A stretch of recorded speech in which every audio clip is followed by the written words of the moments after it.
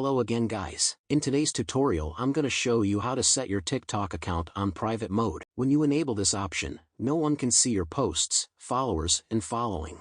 This is a cool option when you want to have a small circle of friends to share your content with them. It's very easy to set up. First, let's quickly check if TikTok is updated. Open App Store or Google Play Store and find TikTok. If there's a button Update, click on it and wait for a few seconds to finish updating. Now head over to TikTok. On the down right corner, click on Profile icon. Your profile page will open up. Here, on the top right corner, click on these three lines. List of options will open on the bottom of the screen. Click on Settings and Privacy.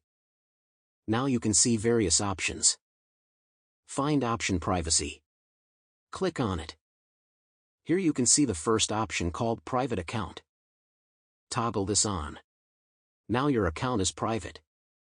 To set your account public, just come here and toggle this off. Enjoy! Thanks for watching. For more tutorials like this, follow our channel.